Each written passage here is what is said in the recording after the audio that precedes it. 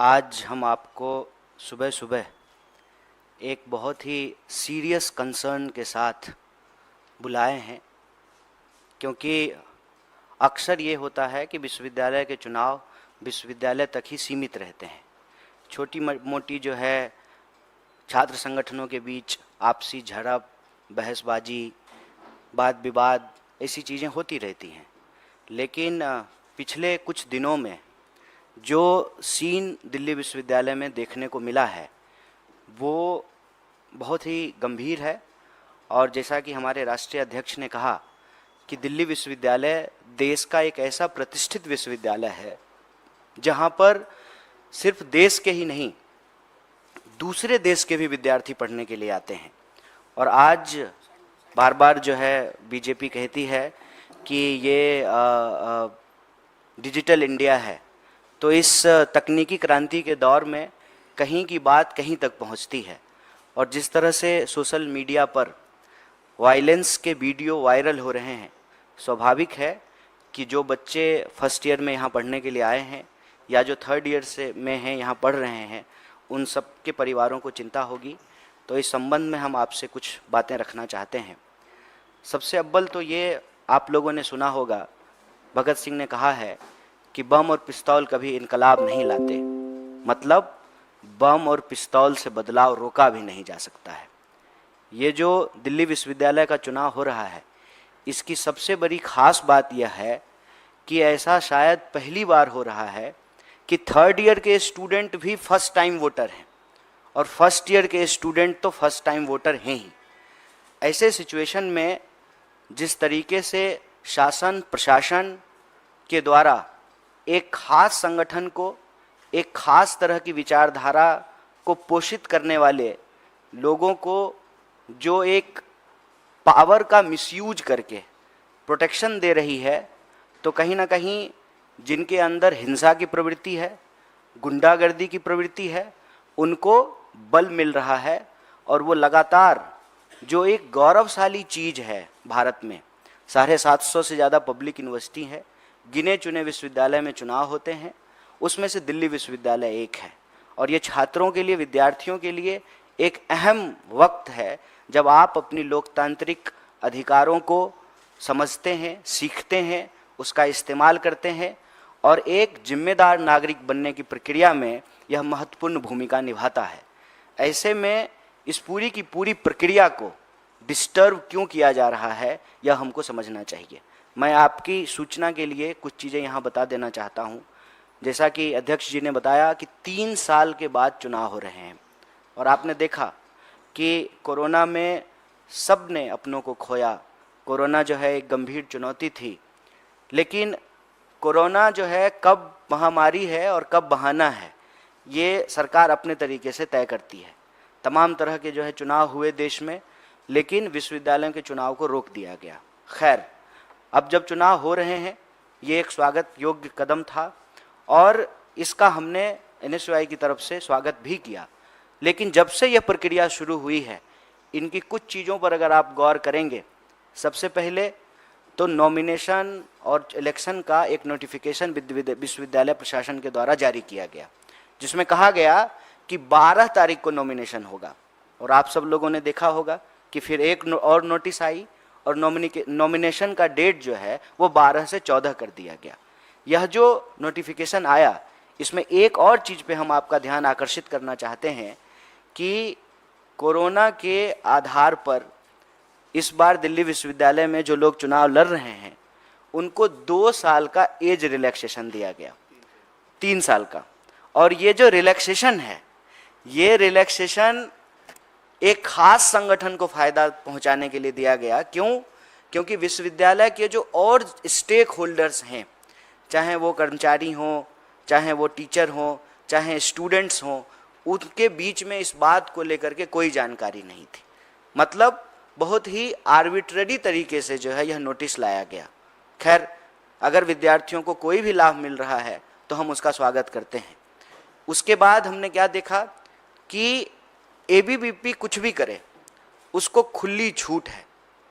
मतलब पुलिस की मौजूदगी में दूसरे संगठनों के, खास करके जैसा कि आप जानते हैं दिल्ली विश्वविद्यालय के चुनाव और दिल्ली विश्वविद्यालय में एक एक विद्यार्थी इस बात को जानता है कि एबीवीपी का पिछले 4 सालों की जो अराजकता है उस पर कोई पूर्ण विराम लगा सकता है तो वह एनएसयूआई है। तो खास करके एनएसयूआई के जो वर्कर हैं, जो लोग एनएसयूआई के लिए प्रचार कर रहे हैं, समर्थक हैं, उनको डिस्टर्ब किया जाना शुरू हुआ। वो सामान्य तौर पे अगर अपने कॉलेज में हैं, कॉलेज के बाहर हैं, तो जो है उनकी अवैध गिरफ्तारियां शुरू हुई, पोस्टर फाड़े गए। और ये बात हम सिर्फ चुनाव के कॉन्टेक्स्ट में नहीं कर रहे हैं। पिछले कुछ दिनों में अगर आप देखेंगे तो लगातार दिल्ली विश्वविद्यालय में एबीवीपी के समर्थक या एबीवीपी के लोग खुलेआम हिंसा करते हुए, गुंडागर्दी करते हुए पाए जाएंगे। आप सब लोगों ने भी देखा होगा कि किस तरीके से वो कॉलेज का गेट तोड़ रहे हैं, किस तरीके से जो है गर्ल्स हॉस्टल में ज़बरदस्ती गेट के ऊपर चढ़ करके घुस रहे हैं, किस तरीके से जो गर्ल्स कॉलेज का फेस्ट है उसमें घुस करके डिस्टरबेंस कर रहे हैं, किस तरीके से आम विद्यार्थियों को परेशान किया जा रहा है, डराया जा रहा है, धमकाया जा रहा है। चुनाव प्रचार करने के नाम पर जो गर्ल स्टूडेंट हैं उनके साथ छेड़छाड़ जैसी स्थिति जो है पैदा की जा रही है। तो ये जो पूरा का पूरा वातावरण है वो दिल्ली विश्वविद्यालय की प्रतिष्ठा को कलंकित करता है। यह एक गौरवशाली विश्वविद्यालय है और जैसा कि हमने आपको कहा कि डिजिटल वर्ल्ड में हर जगह की बात हर जगह पहुंचती है, तो ये हमारे देश के मान सम्मान से जुड़ा हुआ सवाल है। और देखिए सबसे इसमें खतरनाक बात क्या है कि कहते हैं ना कि चोरी और सीना जोड़ी, खुद वायलेंस कर रहे हैं, गेट तोड़ रहे हैं, विश्वविद्यालय कॉलेजों में ज़बरदस्ती घुस रहे हैं, दूसरे संगठन के जो वर्कर हैं उनको पीट रहे हैं, पुलिस जो है ज़बरदस्ती उनको डिटेन कर रही है। और वही लोग जो है मीडिया को यह भ्रमित करने का प्रयास करते हैं कि एनएसयूआई के लोगों ने वायलेंस किया। तो मैं आप सबके माध्यम से कहना चाहता हूँ, मैं एनएसयूआई का राष्ट्रीय प्रभारी हूँ। भारतीय राष्ट्रीय कांग्रेस ने यह जिम्मेवारी हमको दी है। आप एक भी व्यक्ति को लेकर के आइए जो एनएसयूआई का वर्कर हो, जिसने कोई भी हिंसा की हो, कोई गड़बड़ी की हो, हम कार्रवाई करेंगे। यह पूरी तरह से झूठ है। और जैसा कि हमने आपको कहा कि हम विश्वविद्यालय के मामले को विश्वविद्यालय तक ही रखना चाहते थे। अनावश्यक तौर पे जो बच्चे यहाँ पढ़ने के लिए आए हैं, उनके माँ बाप जो गाँव में हैं और दूसरे शहरों में हैं, हम उनके मन में भय का वातावरण नहीं पैदा करना चाहते थे। लेकिन यह जो हमारी भलमनसाहत है, इंसानियत है, इसको यह हमारी कमजोरी समझते हैं। तो हम उनको कहते हैं कि हम कमज़ोर नहीं हैं, आपसे डरते नहीं हैं। हमारे नेता ने कहा है डरो मत, कल भी पार्लियामेंट में कहा है, तो हम डरने वाले नहीं हैं। आपकी गुंडागर्दी का एक एक जवाब जो है दिल्ली विश्वविद्यालय के विद्यार्थी आपको देने वाले हैं 22 तारीख को जो मतदान होने वाला है। और इसमें हम कह रहे हैं कि गुंडागर्दी को गहरी चोट, एनएसयूआई को पैनल वोट।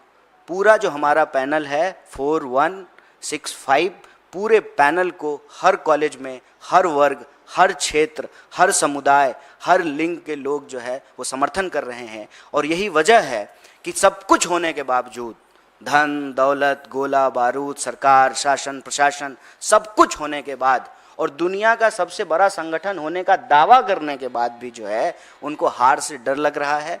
लेकिन हम उनको कहना चाहते हैं, चाहे कुछ भी हो जाए, हम दिल्ली विश्वविद्यालय के भीतर जो शिक्षा का माहौल है उस माहौल को हम बिगड़ने नहीं देंगे। शांति, सत्य, भाईचारा और लोगों के लिए शिक्षा का बुनियादी अधिकार, इसको हम सुरक्षित करेंगे। शिक्षा जो है वो हमारे लिए हमारा संवैधानिक बुनियादी अधिकार है। इसीलिए हम कहते हैं कि सबकी सस्ती अच्छी पढ़ाई हमारा बुनियादी अधिकार है। इसको हम किसी भी सूरत में जो है रोकने नहीं देंगे। और यह जो पूरा का पूरा वातावरण विश्वविद्यालय के अंदर बनाया गया है, इस वातावरण के खिलाफ भी जिस तरीके से हम देश के भी अन्य मुद्दों पर बढ़ चढ़ करके बोलते हैं, कैंपस के भीतर जो यह परिस्थिति एबीवीपी ने पैदा की है उसके खिलाफ भी हम बोलेंगे। और आपकी जानकारी के लिए बता दूं कि कल भी एक मेट्रो स्टेशन के बाहर जो हमारे पूर्वोत्तर के छात्र हैं उनके ऊपर नस्लीय टिप्पणी करके उनको जो है उनके ऊपर हमला किया गया, जानलेवा हमला किया गया। और आप अगर इस बात की तफ्सीस करना चाहते हैं तो आप विश्वविद्यालय जाकर के घूम करके देख लीजिए। आप जो है थाने में तो आपको कोई रिपोर्ट मिलेगी नहीं, क्योंकि जब पुलिस की मौजूदगी में ही, उनकी जो है उपस्थिति में यह कार्रवाई हो रही है, तो आपको ऐसा नहीं मिलेगा। और ये अलग अलग तरीके से, खास करके जो पूर्वांचल के विद्यार्थी हैं, जो पूर्वोत्तर के विद्यार्थी हैं, जो दक्षिण भारत के विद्यार्थी हैं, खास करके जो है उन विद्यार्थियों को ये डरा रहे हैं। और मैं तो कहता हूँ कि इनका इतिहास यही है। इसीलिए एबीवीपी जो लिखती है ना, ज्ञानशील एकता, दरअसल ये है अज्ञान अश्लील अराजकता। और यह बात जो है मैं आपको उदाहरण के साथ दे सकता हूँ। और साल भर 2 साल की बात तो छोड़ दीजिए, पिछले 1 महीने में जो है जितनी गुंडागर्दी और वायलेंस की घटनाएं एबीवीपी के लोगों ने की है, यह बहुत ही शर्मनाक है। और इसकी जिम्मेवारी जो है सरकार में बैठे हुए लोगों को लेना पड़ेगा, प्रशासन में बैठे हुए लोगों को लेना पड़ेगा। और वह जो कह रहे हैं कि एनएसयूआई के लोगों ने किया है, तो एक प्रश्न आप सबको भी पूछना चाहिए। मैं मीडिया के साथियों से आग्रह करता हूं कि गृह मंत्री उनका, दिल्ली पुलिस उनके अंदर में, दिल्ली विश्वविद्यालय का प्रशासन उनके अंडर में, यहाँ पर जो है एलजी उनके हैं, देश में सरकार उनकी है, पूरा का पूरा जो है उनकी हेजमनी है। उस वक्त जो है वो अपने वायलेंस को जस्टिफाई करने के लिए अनर्गल और झूठे आरोप लगा रहे हैं। हम आप सबके माध्यम से दिल्ली विश्वविद्यालय के विद्यार्थियों को और देश को भी, क्योंकि दिल्ली विश्वविद्यालय का सवाल अब सिर्फ विश्वविद्यालय का सवाल नहीं है, ये देश और समाज का भी सवाल है। हम आप सबसे यह आग्रह करते हैं और आपको आश्वस्त करते हैं कि आप धैर्य रखें। कोई भी परिस्थिति हो जाए, जो हमारा विचार है, जो हमारा एजेंडा है, उससे हम 1 इंच पीछे नहीं हटेंगे। और एजेंडा हमारा ये है कि इस बार, पहली बार मैं आपको ये कहना चाहता हूँ कि दिल्ली विश्वविद्यालय में विमेंस एजेंडा लाया गया है।